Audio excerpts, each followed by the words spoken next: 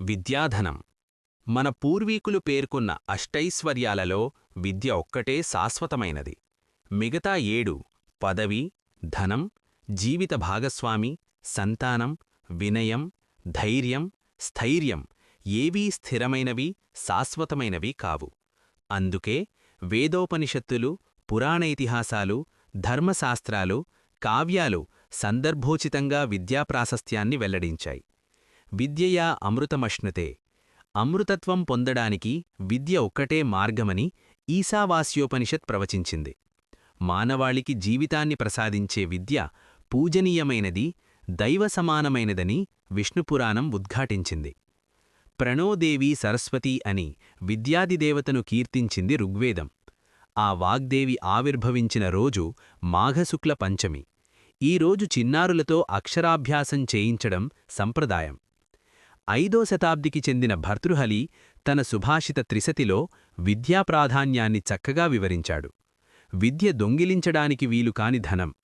ముఖానికి ఒక వర్చస్సునిస్తుంది. కీర్తిని, శుభాలను ప్రసాదిస్తుంది. గురువుగా, బంధువుగా నిరంతరం వెన్నంటి ఉంటుంది. ఎంతగా దానం చేస్తే అంతగా పెరిగే సంపద విద్య ఒక్కటేనని భర్తృహరి ఉపదేశించాడు. స్వదేశే పూజ్యతే రాజా, విద్వాన్ సర్వత్ర పూజ్యతే అని ఆర్యోక్తి. అందుకే అవతారపురుషులు శ్రీరామ శ్రీకృష్ణులు సైతం ఆశ్రమాలకు వెళ్లి గురువుల దగ్గర విద్యనభ్యసించారు. 1000 సంవత్సరాల క్రితం భారతానిలో నళంద, తక్షశిల విశ్వవిద్యాలయాలు విజ్ఞాన కేంద్రాలుగా భాసించాయి.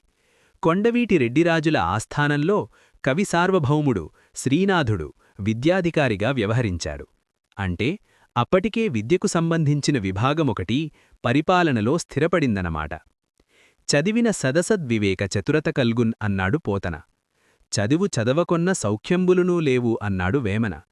సమాజ పరిమామక్రమంలో అన్ని కాలాలలో విఘ్నులు విద్యనొక జీవితావసరంగా గుర్తించారు, గౌరవించారు. అదే పరమసంపదగా భావించారు.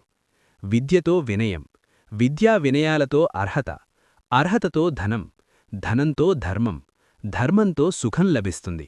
విద్య సకలార్థప్రదాయిని. దైనందిన జీవితంలో పౌర సమాజం సంపద కన్నా విద్యకు ప్రాధాన్యమివ్వడం చూడవచ్చు. మీరేం చదువుకున్నారు, పిల్లలేం చదువుతున్నారు అని అడుగుతారే తప్ప ధన సాధన సంపత్తి గురించి ప్రశ్నించరు. అలాగే పేరుకు ముందో వెనకో విద్యార్హతలుంటాయి తప్ప కూడబెట్టిన సంపదల వివరాలుండవు.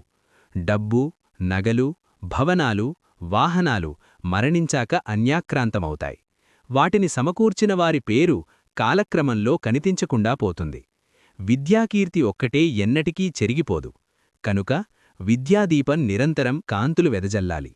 తల్లిదండ్రులు పిల్లలకిచ్చే అత్యంత విలువైన సంపద విద్య ఒక్కటే. విద్యార్థులు చదువే సర్వస్వంగా శ్రమించాలి. విద్యా వ్యవస్థ పరిపుష్టికి ప్రభుత్వాలు యథాశక్తి సహకరించాలి. విద్యాధనం మహాధనం, విద్యాదానం మహాదానం అన్న ఆర్యోక్తి జనజీవన సంస్కృతిలో భాగం కావాలి.